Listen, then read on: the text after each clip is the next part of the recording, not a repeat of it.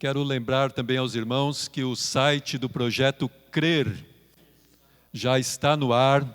Glória a Deus, é o projeto que está atrelado à Agir, a agência Agir, Agência de Informações Religiosas, e o projeto Crer significa crenças, religiões e estudos relacionados. Então dá uma olhadinha lá, www.projetocrer.com.br, você vai encontrar lá os estudos que têm sido dados aqui nos encontros apologéticos. Então tem muita informação maravilhosa lá. Então acesse, você vai ser grandemente edificado. www.projetocrer.com.br. Com certeza, entre lá que você vai ver muitas coisas muito boas. Amém? Então já está o site no ar, já está funcionando aí a pleno vapor.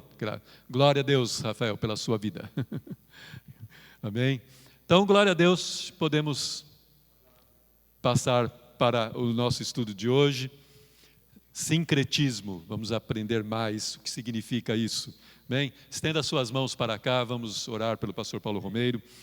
Pai amado, Deus bendito, mais uma vez, Senhor, estamos aqui diante de Ti, agora clamando a Ti o Teu favor sobre a vida do pastor Paulo Romeiro, que vai ministrar este estudo, que o Senhor tome-o nas Tuas mãos, Pai. Fala, Senhor, conosco através da vida dele, usa-o agora, Senhor, derrama, Senhor, Tua graça, sabedoria, discernimento sobre ele, unge-o agora para ministrar a Tua palavra, esse ensino, Pai. Oh, Senhor Deus, para que saímos daqui renovados, edificados, fortalecidos, Pai, é o que nós Te pedimos e Te agradecemos, em nome de Jesus, amém, Pai. Amém. Muito obrigado, pastor. Eu quero neste momento pedir para minha esposa ficar em pé. Algumas pessoas estavam perguntando de você. Essa é minha esposa, a Simone Romeiro, que de vez em quando fala lá no programa de rádio. Quero também apresentar o Fábio Campos, que me ajuda bastante lá no programa, fica do meu lado.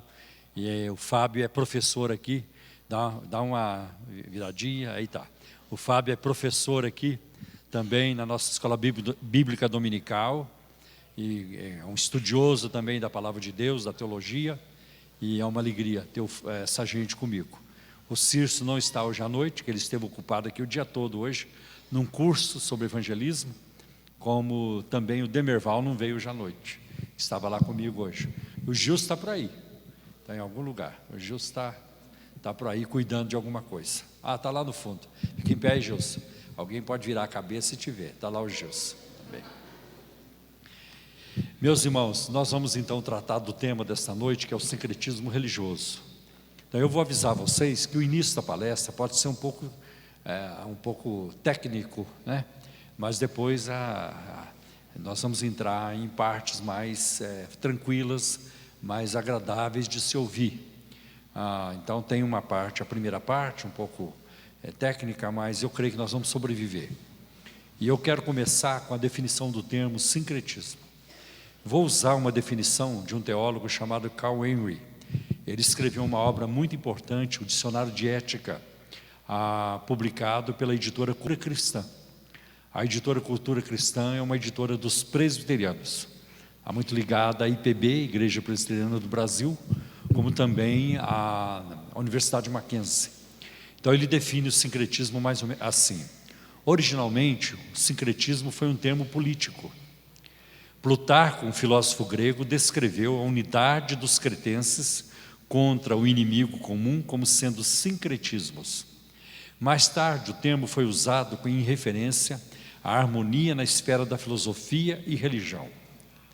Um cardeal do século XV, o Bessarion, usou o termo em sua luta para reconciliar Platão e Aristóteles, dois filósofos gregos.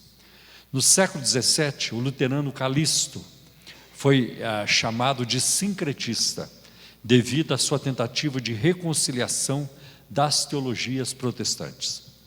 E a derivação de sincretismo de synkeranumi, que significa misturar, tornou-se então normativa. Alguns teólogos como o Gunkel, o Harnack, Adolf von Harnack e o Rudolf Bultmann, usaram o termo para descrever o cristianismo como religião sincretista, assimiladora dos conceitos judaicos, helenistas, gnósticos E também o Russell e Chandran argumentou que todas as formulações de teologia cristã seriam necessariamente sincretistas. É claro que nós não concordamos com essa definição, com a posição desses teólogos. Lembrando vocês que o Rudolf Bultmann tornou-se muito famoso, ele é um estudioso, ou foi um estudioso do Novo Testamento, e foi ele quem criou a ideia de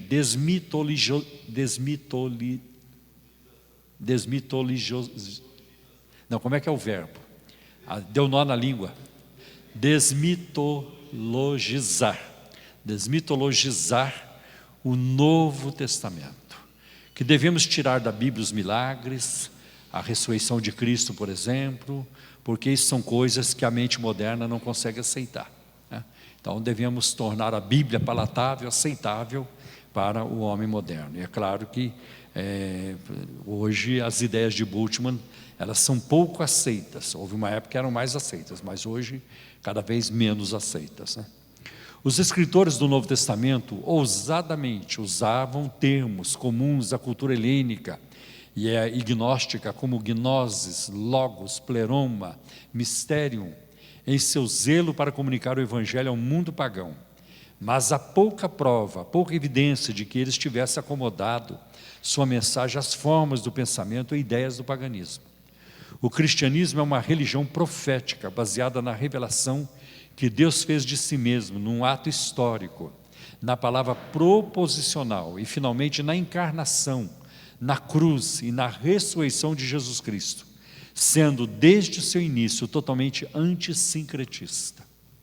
O uso de terminologia pagã feito pelos escritores do Novo Testamento, no interesse do evangelismo, não é prova de sincretismo. Sem a adaptação da terminologia não cristã, não haveria comunicação efetiva do evangelho. Lembrando vocês também que o Rudolf Bultmann, que eu acabei de citar, ele afirmou que o gnosticismo influenciou o cristianismo. Mas um outro teólogo também de muito peso, chamado Oscar Cullmann, que tem obras produzidas também, como a Cristologia do Novo Testamento e outras, ele afirma que isso não é verdade, que foi exatamente o contrário, que foi o cristianismo que influenciou o gnosticismo. Isso é muito importante. Eu, por exemplo, num diálogo com o adepto do culto afro, eu uso algumas terminologias que eles conhecem, que é deles. Por exemplo, eu pergunto para ele: quem é o santo da sua cabeça? E ele responde: quem é o juntó? Aí vocês, muitos aqui nem sabem o que é isso, né? Quem é o juntó? O juntó é o segundo santo. Tem o primeiro, que é o mais importante, o segundo, o secundário. Aí eu pergunto: quais são suas quisilas? Também não é uma linguagem nossa, é a linguagem deles, do culto afro. E ele vai me dizendo quais são suas quisilas, que são proibições. Não pode comer isso, não pode comer aquilo, não pode usar roupa de tal cor, não pode fazer tal coisa. Isso não quer dizer que eu estou sendo sincrético. Isso, eu estou construindo uma ponte. Estou usando uma terminologia deles para comunicar o evangelho. Então, os escritores do Novo Testamento fizeram isso, mas jamais comprometeram a essência do evangelho. E isso é muito importante, né? E nós vamos ver também que sem uma adaptação da terminologia não cristã, não haveria comunicação efetiva do evangelho.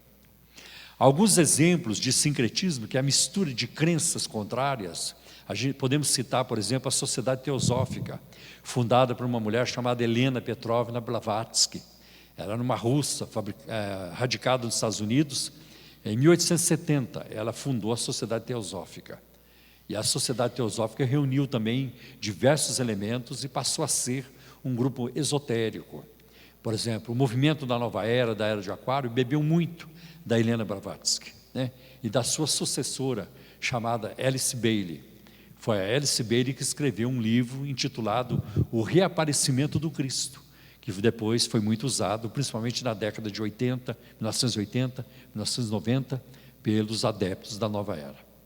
A gente pode citar ainda a missão Ramakrishna, de Swami Vivekananda, ou então Vivekananda, né? Ramificadas do hinduísmo, ou a fé Bahá'í mundial, proveniente do Islão, ou diversas seitas como Omoto e Toen, vindas do shintoísmo e do budismo, né? O shintoísmo é muito forte no Japão. A história da teologia cristã evidencia muitas tentativas de sintetizar a fé bíblica com filosofias não cristãs. A síntese, por exemplo, de Tomás de Aquino da fé bíblica com a filosofia aristotélica. O Tomás de Aquino usou conceitos de Aristóteles. E as tentativas atuais de Raymond Panikar, que escreveu um livro chamado O Cristo, The Unknown Christ of Hinduism, o Cristo desconhecido do hinduísmo, tentando dar a Jesus assim uma roupagem hinduísta, né, do hinduísmo. Ou então, e de batizar a Vedanta dravídica de Shakara, são bastante conhecidas. Na África, algumas das igrejas independentes estão tentando fazer uma união, uma síntese entre o cristianismo e o espiritismo africano. O sincretismo brasileiro, bastante conhecido das religiões africanas, como a idolatria católica, agora surge com nova força, associando as práticas pagãs ao movimento herético evangélico, ou de poder, ou das batalhas espirituais, da prosperidade, da autorrealização, da autoajuda e assim por diante, né? Tem também uma obra, eu usei bastante a obra do Caio Silva, o nome da sua obra, do livro é Fenomenologia da Religião, compreendendo as ideias religiosas a partir das suas manifestações, um livro publicado pela editora Vida Nova, e desse livro ele trata bastante sobre o sincretismo. Então, algumas informações são interessantes, e ele pergunta, o que é sincretismo? Inicialmente, o termo sincretismo foi usado por Plutarco, no século I, para designar a união das cidades cretenses contra inimigos comuns, né? No grego, sim é união, e cretismo, cretenses, né? Somente no século XVI, a expressão passou a ser relacionada com a mistura religiosa.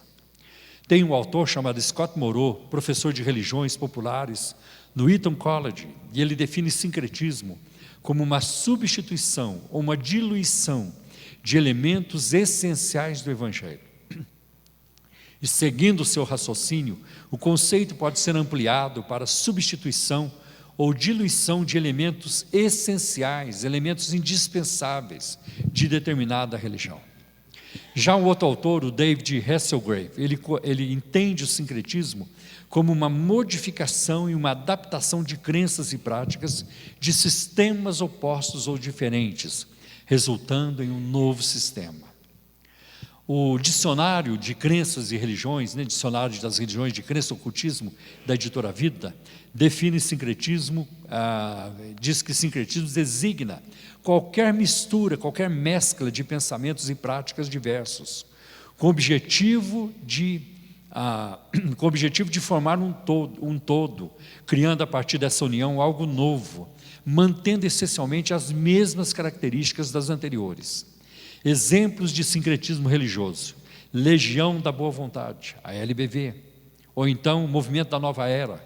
A Nova Era reuniu muita coisa: ufologia, astrologia, a numerologia, teosofia, né? Gnosticismo. A Nova Era, ela abrangeu muita coisa. Também outros movimentos que a gente pode chamar de sincréticos: a pagelança, o Santo Daime, que reúne elementos também da cultura indígena, né, do catolicismo e outras vertentes do cristianismo.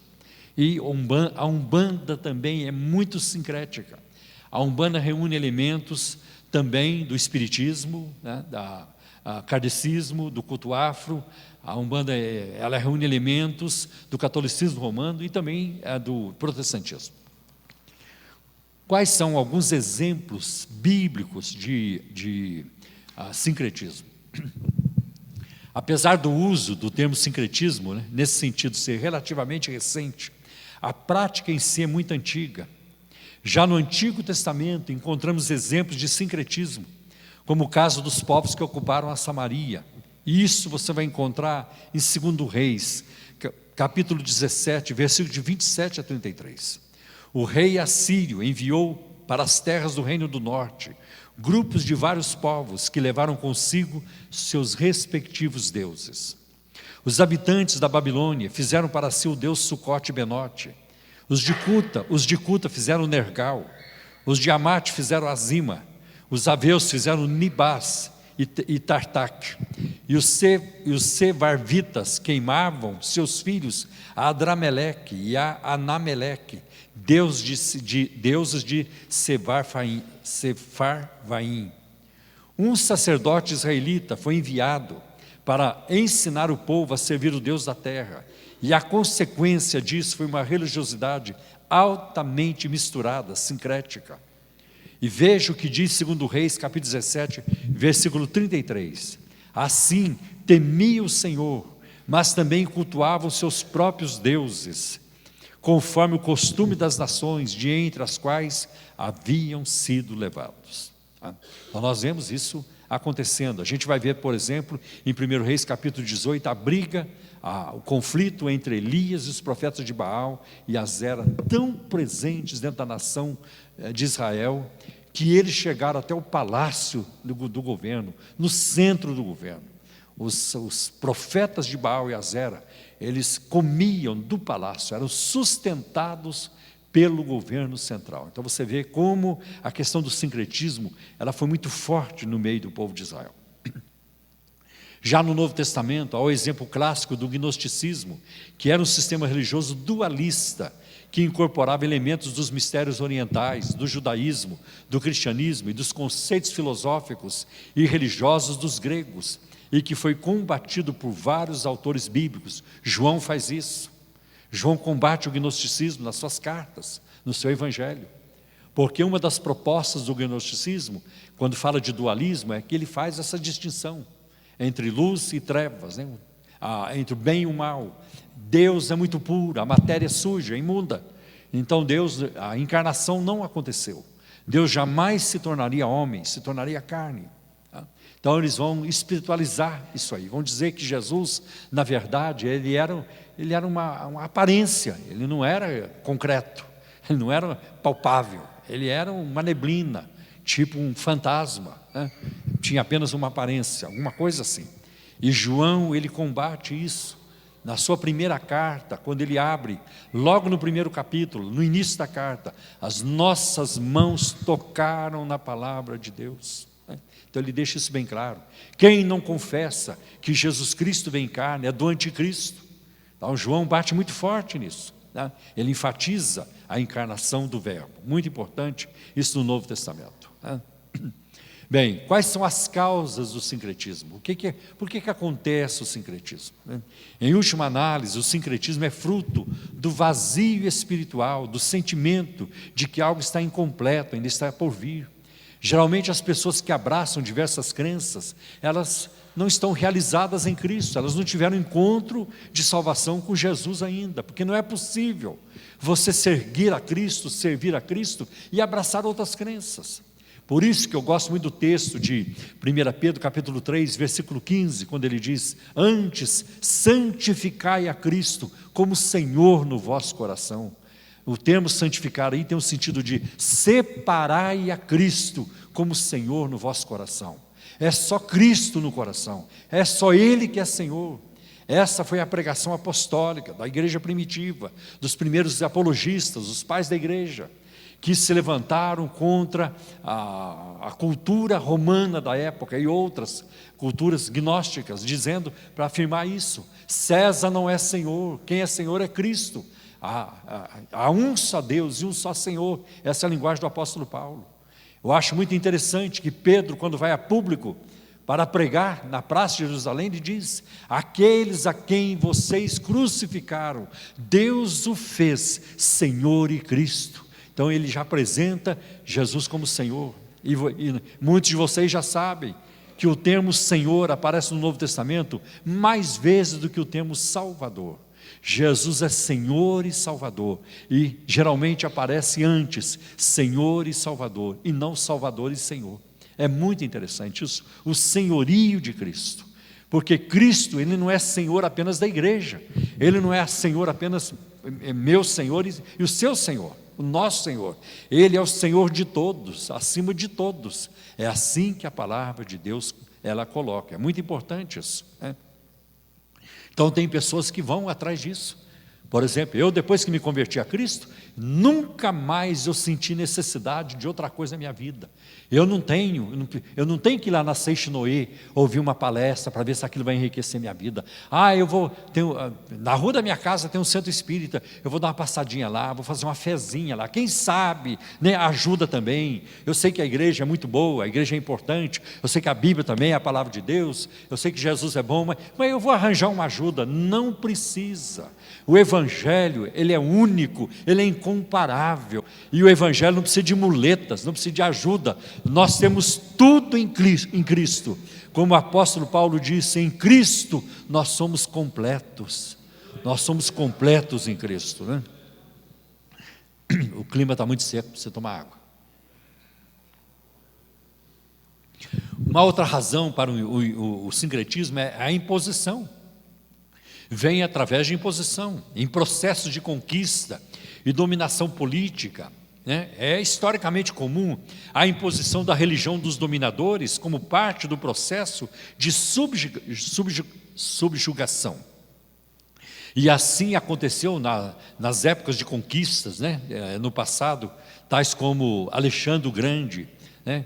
Quando a religiosidade e a mitologia gregas foram amplamente difundidas. Então, quando alguém ganhava uma guerra, vão levar os seus deuses juntos.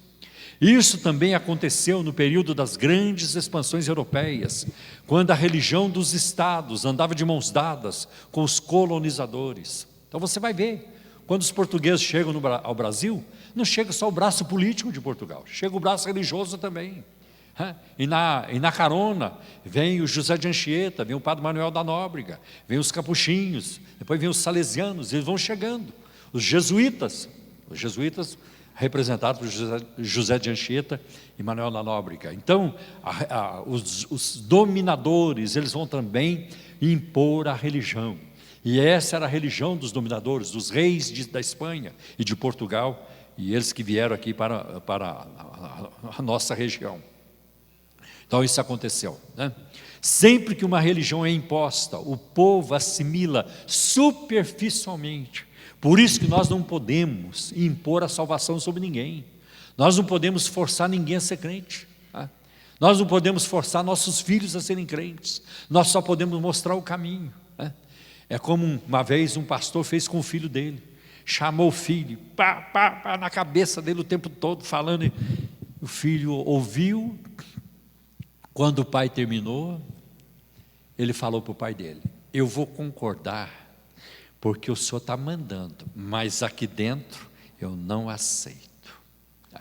Não adianta, por isso que não pode ser imposto. Toda vez que há uma imposição, cai na superficialidade, mas quando é obra do Espírito, quando é revelação de Deus, não precisa forçar. O Espírito de Deus, ele traz sede, ele traz fome na nossa vida, fome da palavra, fome de comunhão com Deus, fome e sede da face de Deus. É assim que deve ser a verdadeira e pura religião, o Evangelho deve ser desenvolvido, né? Então nós vamos ver que isso acontece também. Bom, a maioria dos indígenas brasileiros, né, passou pelo processo de cristianização realizado pelos capuchinhos, jesuítas e salesianos, né? E tentando livrar os indígenas do genocídio produzido pelo governo e pelos militares, esses religiosos faziam aldeamentos, né, nos quais reuniam várias aldeias ou famílias de vários povos em um processo unificado de catequese. Proibiam a prática da religião tradicional deles, né, dos índios, né? E impunham o catolicismo, ao mesmo tempo que proibiu o uso da língua materna e impunham o português. Então vocês vão ter que falar agora o português, né? Até isso aconteceu. O resultado foi um sincretismo religioso, uma mistura religiosa, que até hoje influencia não apenas o catolicismo, mas também o evangelicalismo popular. Uma outra razão para a promoção do sincretismo, né, que alimenta o sincretismo, é a interação religiosa. Alguns sistemas religiosos são resistentes ao sincretismo, enquanto outros são mais abertos, né?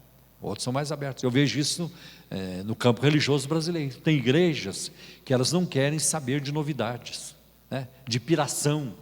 Elas não querem saber dessa paranoia que se instalou principalmente nas igrejas neopentecostais. Elas resistem a isso. Hoje existem denominações no Brasil que consideram, por exemplo, que a Universal não é uma igreja, que ela é uma empresa, né?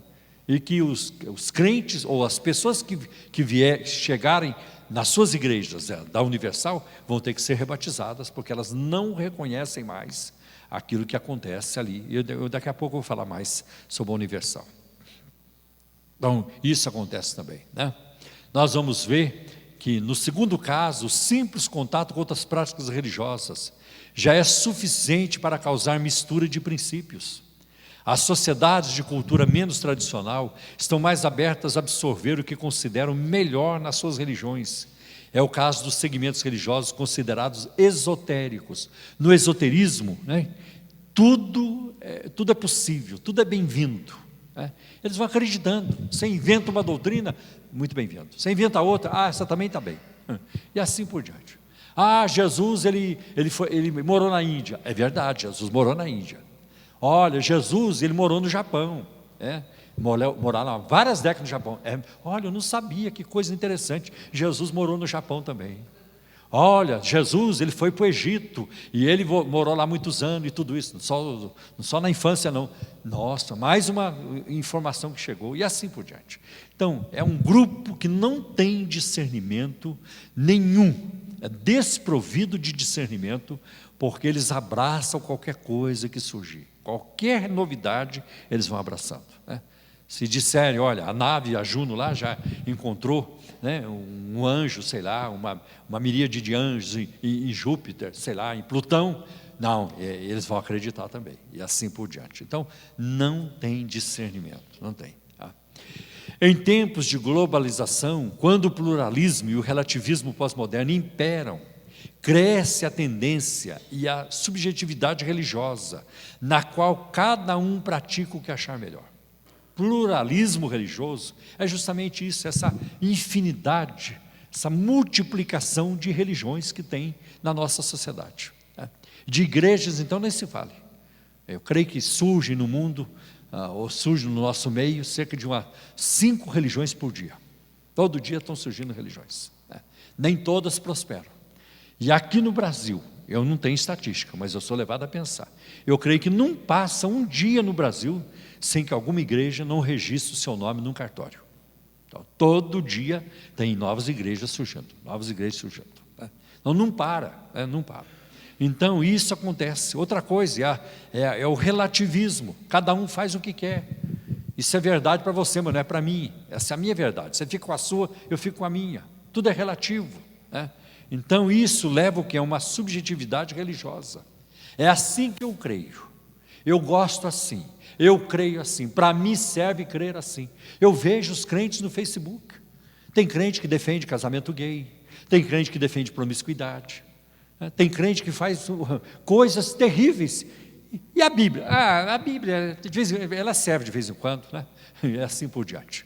Então, cada um fazendo o que quer. E nós não podemos viver dessa maneira. Há um Senhor nos céus, né, que dirige a nossa vida através da sua palavra, através do seu Espírito. Nós não temos outra forma de viver. E eu vou dizer para vocês, eu não quero sair disso, eu não quero abraçar outra coisa, eu quero continuar nisso, e eu quero morrer nisso, porque é isso que é a garantia para a nossa vida espiritual, da nossa vida eterna em Cristo Jesus, né? Quanta confusão hoje nós encontramos, quanta confusão, né? E essa interação, porém, não é privilégio da pós-modernidade, pois os romanos já praticavam o intercâmbio de deuses, inclusive com povos por eles subjugados. E a gente vai ver, por exemplo, oficiais romanos abraçando o judaísmo, né? A gente tem vários exemplos disso, tá? O Jairo, por exemplo, não, o Jairo era o príncipe da sinagoga, mas tem centuriões na Bíblia que abraçaram o judaísmo. Eu acho que um dos casos mais interessantes, aí já é o cristianismo, é o caso de Cornélio. Ele era um oficial romano, mas ele abraçou o cristianismo. Então os romanos também não tinham dificuldade com isso. Eu sei que no caso de Cornélio não foi apenas isso, foi algo de Deus, foi uma operação do Espírito de Deus, trazendo salvação a Cornélio, a sua casa. E esse também foi o principal problema dos israelitas nos tempos do Antigo Testamento, pois com uma facilidade incrível, eles se envolviam na adoração a deuses dos povos vizinhos. E eu vou relatar para vocês o que aconteceu em 1 Reis, capítulo 11, versículo de 3 a 8. Está escrito assim: o rei Salomão amou muitas mulheres estrangeiras, além da filha do faraó. Eram mulheres moabitas, amonitas, edomitas, sidônias e hititas. Elas eram das nações sobre as quais o Senhor tinha dito aos israelitas: vocês não poderão tomar mulheres dentre essas nações, porque elas os farão desviar-se para seguir os seus deuses. No entanto, Salomão apegou-se amorosamente a elas. Casou com 700 princesas e 300 concubinas, e as suas mulheres o levaram a desviar-se. À medida que Salomão foi envelhecendo, suas mulheres o induziram a voltar-se para outros deuses, e o seu coração já não era totalmente dedicado ao Senhor, o seu Deus, como fora o coração do seu pai Davi. Ele seguiu os postes sagrados, a deusa dos sidônios e Moloque, o repugnante deus dos amonitas. Dessa forma, Salomão fez o que o Senhor reprova, não seguiu completamente o Senhor como seu pai Davi. No monte que fica a leste de Jerusalém, Salomão construiu um altar para Camos, o repugnante deus de Moabe, e para Moloque, o repugnante deus dos amonitas. Também fez altares para os deuses de todas as suas obras. Também fez altares para os deuses de todas as suas outras mulheres estrangeiras, que queimavam incenso e ofereciam sacrifícios a eles. Então Salomão, aconteceu isso. Uma outra razão para o sincretismo religioso é o distanciamento da palavra. Há um empobrecimento hoje da igreja evangélica brasileira, muito acentuado, muito forte. Trata-se de uma igreja empobrecida. A igreja evangélica está empobrecida de ética. Ela não tem um comportamento correto. Nós estamos vendo a liderança dessa igreja envolvida em práticas criminosas, né? Nós estamos vendo isso hoje. E isso vai vir mais e mais na mídia. Vocês vão ver isso, né? Eu conheço, por exemplo, ministérios hoje grandes, onde existe uma epidemia de adultério no meio dos pastores. São muitos os pastores. E é muito difícil nesse ministério encontrar um pastor que não esteja envolvido em adultério. Não é que não pecou lá atrás, é que vive na prática do adultério. E é um ministério que atrai muita gente, uma grande quantidade de pessoas. Um ministério onde todos os pastores roubam de cima e embaixo. Todo mundo rouba lá dentro. E eu até comentei com alguém hoje, essa denominação, ela vai se destruir. Do jeito que eles estão vivendo e fazendo, ela vai se destruir. E eu lamento que tem pessoas que correm para lá, no desespero, na busca por ajuda, de uma solução, de um socorro, acaba indo lá, e o discurso dessa gente é um discurso mentiroso, enganador, porque prometem milagres, prometem isso, aquilo, mas o que eles vivem é uma abominação diante de Deus, desprovido de ética. Uma outra coisa, que a igreja de hoje, grande parte da igreja evangélica, é uma igreja empobrecida da palavra. A palavra tem pouco espaço. É muita coisa, monta piscina na igreja, monta fila disso, monta corredor daquilo, monta um manto para isso e para aquilo. É tanta prática, agora vamos para cá, vamos para lá, vamos fazer isso. Muda a roupa das pessoas. Para você conseguir, você tem que adquirir esse lenço, você tem que adquirir essa peça de coisa, um objeto, e assim por diante. Então é uma igreja empobrecida. Mas eu observo uma outra coisa, que é muito triste observar no cristianismo brasileiro atualmente, ou na igreja evangélica brasileira atualmente. A igreja está empobrecida de Cristo, perdendo Jesus de vista completamente. Então, Cristo não é exaltado, não é adorado, não é estudado, não é tema da consideração dessa gente. Não. Jesus é lembrado só na hora de expulsar demônio e curar alguém. Em nome de Jesus, é só isso. Mas eles não sabem quem é Jesus, né? Alguns não conhecem, à luz da Bíblia, quem é o verdadeiro Jesus. Uma outra coisa, quero falar de alguns exemplos de sincretismo. O sincretismo foi uma prática usual adotada pelos negros africanos escravizados na tentativa de salvaguardar sua cultura religiosa ameaçada de extinção pela religião oficial da época, o catolicismo romano. Assim, seus rituais e crenças, bem como suas divindades, adaptaram-se à religião oficial. Creio que o autor está falando aqui quando os escravos africanos vieram para o Brasil, trazendo com eles os seus deuses africanos, os seus orixás. Desse modo, os orixás passaram a ser associados aos santos venerados pela Igreja Católica. E o critério para a escolha era o que havia de característica similar entre um e outros. Sendo assim, levando-se em conta o candomblé. Vou dar alguns exemplos. Santo Antônio, do catolicismo, foi associado a Ogum, que alguns o identificam também como São Jorge, um orixá guerreiro, forte e protetor. São Jorge foi ligado a Oxóssi, outros o identificam como São Sebastião, um orixá valente, guerreiro e desbravador. São Jerônimo, ligado a Xangô, o senhor da justiça. Santa Bárbara foi ligada a Oiá, também conhecida como Iansã, sociável e solidária, que divide alegrias e tristezas com os que necessitam. Nossa Senhora dos Navegantes foi ligada a Iemanjá, a Senhora dos Mares, e o Senhor do Bonfim, Jesus Cristo, a Oxalá, o Filho do Deus Supremo, Orulum, e assim por diante. E além da mistura com o catolicismo romano, houve também a mistura com a religiosidade indígena, com a pagelança. Eu acho muito interessante um artigo do Dr. Augusto Nicodemos, que é um pastor presbiteriano, e ele escreveu um artigo intitulado A Alma Católica do Evangélico Brasileiro. Interessante que os evangélicos, muitos de nós, eu também, aconteceu isso comigo, saímos do catolicismo romano, mas o catolicismo romano não saiu deles. E eu sei que é difícil, porque eu me lembro, quando eu já era convertido na Assembleia de Deus, eu ainda rezava para Nossa Senhora escondido do pastor. O pastor não tem que saber. Eu já era convertido, o pastor não tem que saber, porque era muito forte a questão da mariolatria. Fazia isso escondido. Até que um dia, o Espírito Santo foi trabalhando em mim e eu vi que aquilo não tinha como apoio na Bíblia, não tinha como sustentar isso à luz da palavra de Deus. Então, muitos evangélicos hoje ainda mantêm coisas do catolicismo. Por exemplo, novena da prece poderosa. Novena não é uma terminologia protestante, é uma terminologia do catolicismo romano. E eles vão acrescentando outras coisas do catolicismo. Assim como o catolicismo tem medalhas, tem santinhos, tem tudo quanto é santo, os evangélicos também gostam de santinhos, e faz a foto do líder, do apóstolo, tem que levar junto. Não tem medalha? Tem medalha também, está cheio de medalhas.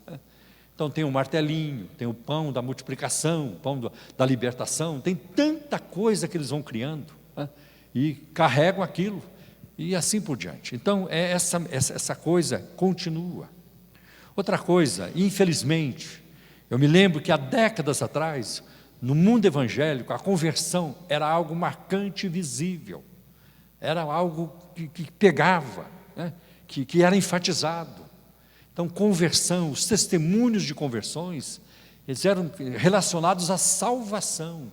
Eu era perdido, Jesus me salvou, eu estava indo para o inferno, eu era isso, eu era aquilo, Jesus me transformou. Isso aconteceu, mas hoje nós não temos testemunhos de conversão. Raramente nós encontramos pessoas contando hoje: Cristo me salvou, me santificou, eu vivi nisso, eu vivi naquilo, mas Ele me transformou. Isso é muito raro hoje. Hoje nós temos o evangélico nominal, quem é crente de nome, mas não é na prática. É muita coisa complicada, E eu vi um pensamento esse dia no Facebook que eu gostei. Não existe crente safado, não existe. Não existe pastor safado, não existe crente safado. O que existe é safado dizendo que ser crente. É pastor dizendo ser crente. É isso. Essa é a grande diferença.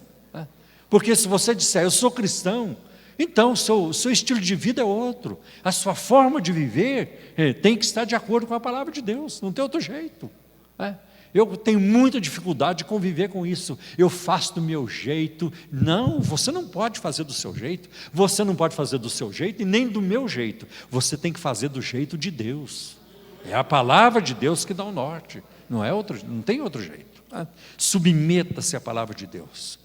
Nós somos chamados a nos submeter à palavra de Deus.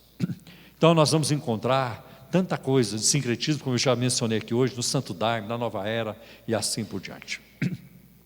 O que existe hoje? A dupla pertença. A dupla pertença. Existe muito isso.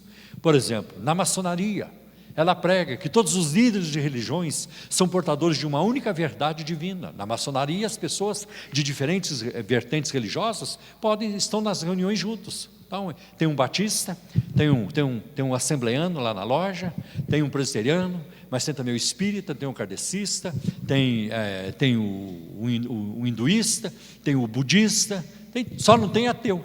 Você tem que crer em alguém. Tem que crer em alguém. Está todo mundo junto.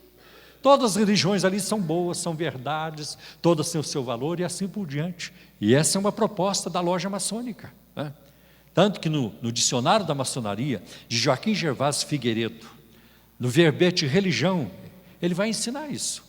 Que todos os líderes de religiões foram portadores de uma única verdade divina, todos eles. Como Krishna, Vishnu, Hermes Trismegisto, Maomé, Buda, Jesus Cristo, todos foram portadores de uma única mensagem. E isso, à luz da Bíblia, não é inaceitável. Nós sabemos que isso não é possível à luz da palavra de Deus. Veja como anda o mundo evangélico hoje. Você ouve isso o dia todo, se você ouvir o rádio o dia todo, coloca o copo d'água em cima do rádio, coloca o copo d'água aí perto da televisão. Isso não é cristianismo. Eu nunca vi isso. Nunca vi. Você não encontra isso no Novo Testamento, de maneira alguma. Então, práticas, hoje eu comentei isso no rádio, certos atos proféticos, vamos dizer assim, certas ações que eram praticadas na Bíblia, no Antigo Testamento, e algumas no Novo, e hoje são transportadas para a igreja. Então nós precisamos tomar cuidado e notar a diferença entre aquilo que é descritivo na Bíblia, daquilo que é normativo. Quando a Bíblia descreve uma ação, ela não está dizendo que você tem que fazer aquilo. Isaías usou uma pasta de figo para curar um rei. Nós não temos, a Bíblia não manda fazer isso. Ou então, quando Moisés pegou uma serpente e ele a pendurou num poste, foi a orientação que Deus lhe deu, porque os israelitas estavam sendo atacados por cobras. Faz uma serpente de bronze, chamada Neustã, coloca lá no poste, quem olhar para a serpente vai ser salvo. Aquela serpente foi algo profético no Antigo Testamento, apontando para Cristo. E João usa isso no seu Evangelho, no capítulo 3. Assim como Moisés levantou a serpente no deserto, também convém que o Filho do Homem seja levantado. E a serpente é símbolo de maldição, e ele foi feito maldito no nosso lugar. É isso que quer dizer. Agora, isso não quer dizer que eu tenho que levantar aqui um poste e pendurar uma serpente aqui para a igreja olhar. Olha a serpente. Não, nós não estamos olhando para a serpente. Hebreus capítulo 12, versículo 2 diz: olhando para Jesus, o autor e o consumador da fé. Tanto que nos dias do rei Ezequias, a serpente foi destruída, desapareceu, acabou, porque não precisa dela. Assim também a arca da aliança se perdeu. Em Jeremias capítulo 3, versículo 16 diz: não perguntarão mais pela arca e nem se fará outra arca. Mas vai lá na Conde de Sazeda e você vai ver nas livrarias tudo quanto é tipo de arca, tamanho de arca. Essa gente se perdeu ao longo da caminhada. É triste o que nós vemos hoje, Então nós não somos chamados a isso. Então existe uma diferença entre aquilo que é descritivo na Bíblia para aquilo que é normativo. Isaías profetizou, a Bíblia diz nu. Certamente ele tirou as roupas principais e estava com só a roupa do corpo. É como se alguém hoje, um pregador, saísse de cueca na rua, mais ou menos assim. E eu queria ver, já que essa turma gosta tanto de ato profético, por que os pastores de hoje, e os apóstolos de hoje, e os bispos também não saem na rua sem roupa?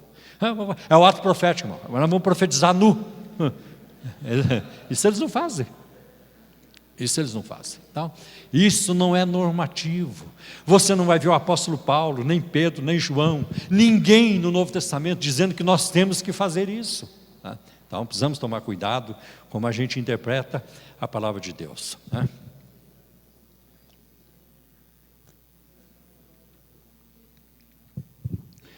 Observe a terminologia da IURD, da Igreja Universal do Reino de Deus: cessão do descarrego, mãe de encosto, fechamento do corpo.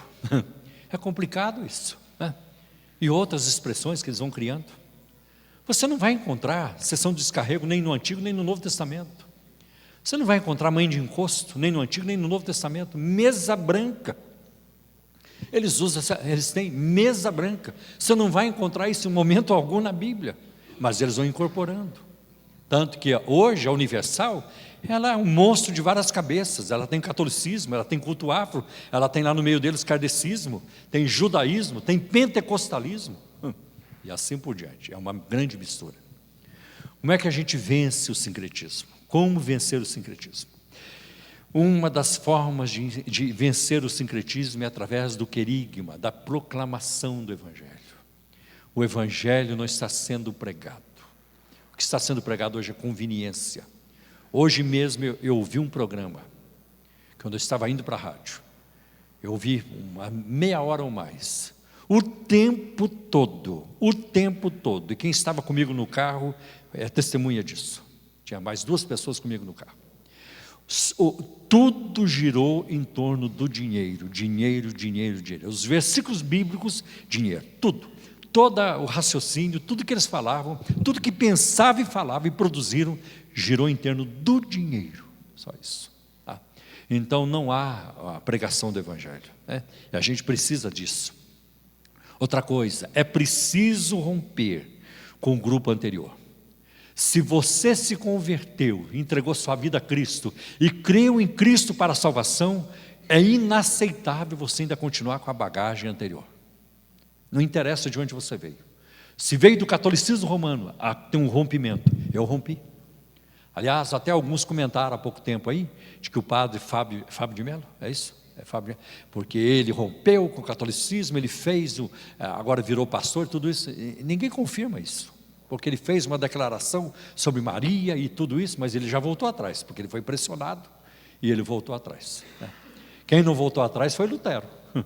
Quando pressionado, Lutero disse: eu sinto muito, eu não posso agir contra a minha consciência, se eu não for convencido pela palavra de Deus, eu não posso mudar.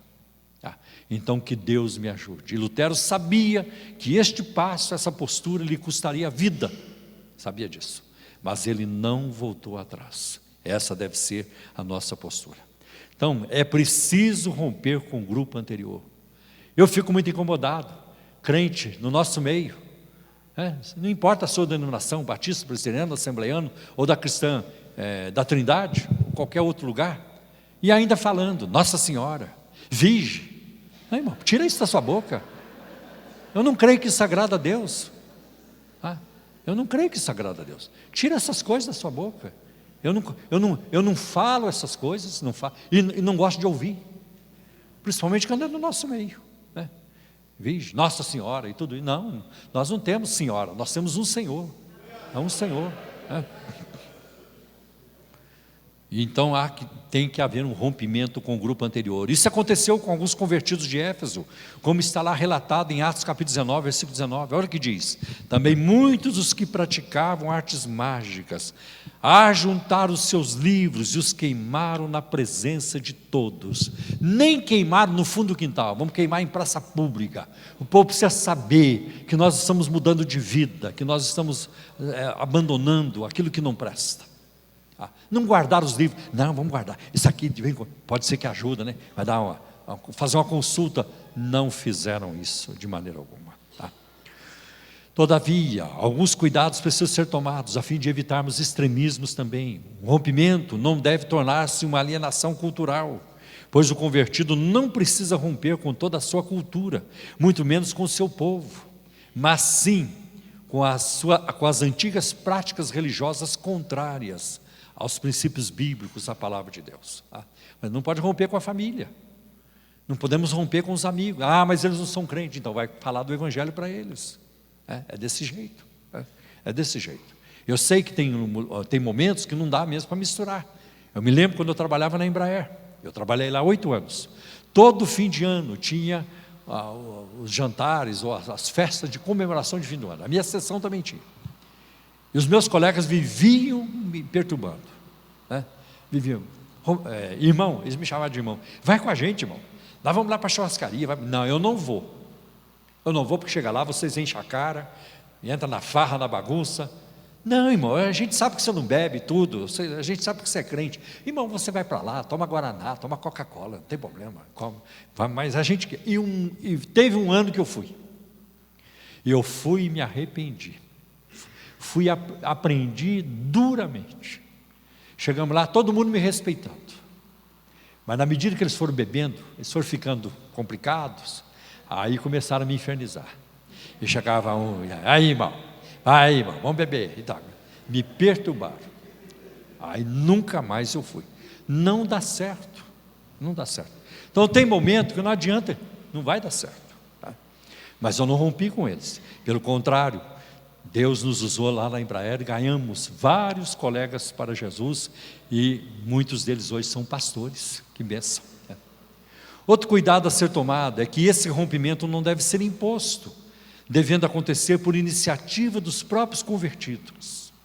O importante é que haja um marco que lembre a mudança de vida. Houve um dia em que você nasceu de novo, em que Cristo te transformou, em que a velha vida deu lugar à nova vida, como diz 2 Coríntios 5,17, quem está em Cristo é nova criatura, as coisas velhas passaram, eis que tudo se fez novo.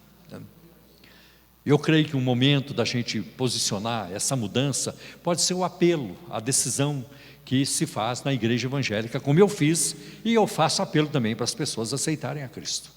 O batismo pode ser também um momento marcante para isso, né? Podem ser momentos ideais para a prática desse princípio de rompimento com a velha vida.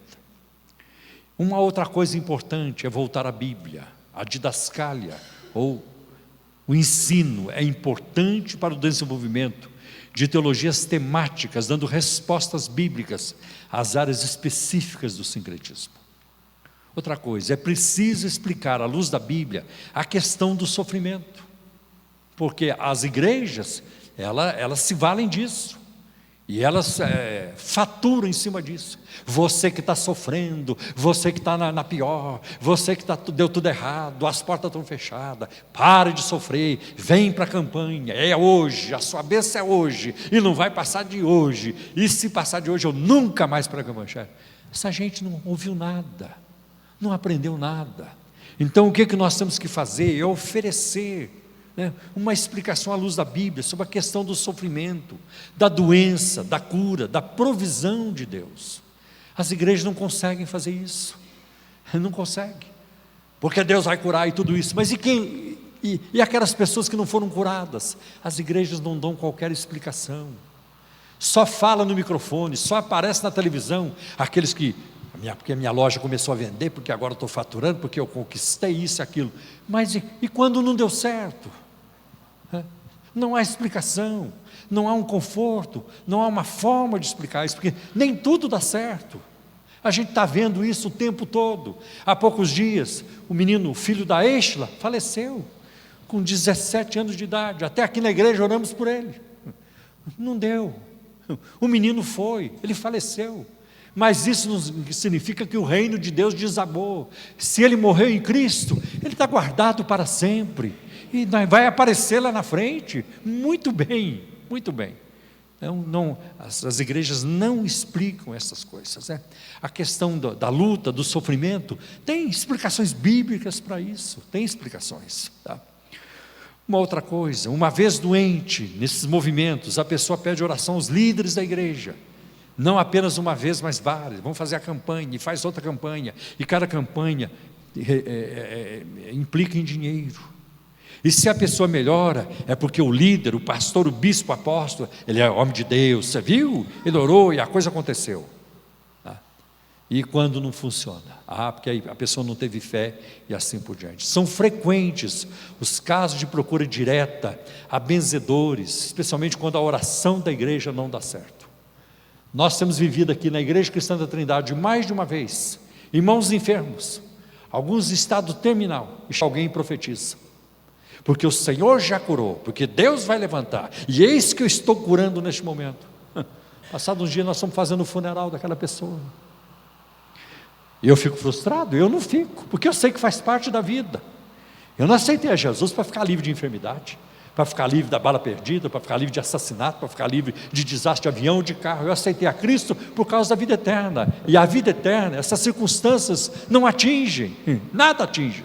Por isso que Pedro diz na sua carta, nós temos uma herança incorruptível, guardada no céu para nós. É isso, essa é a grande diferença. Então é isso que a fé cristã é, para isso.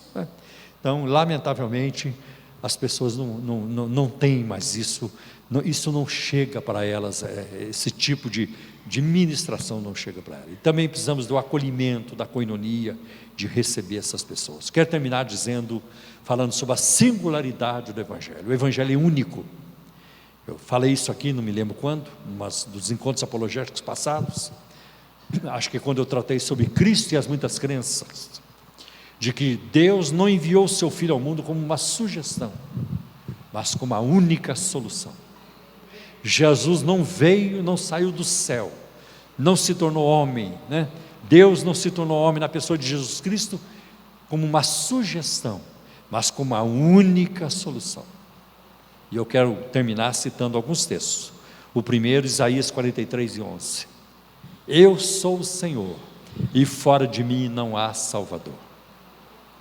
Então nós vamos perceber que o cristianismo, ele não convive com o sincretismo, não tem como conciliar,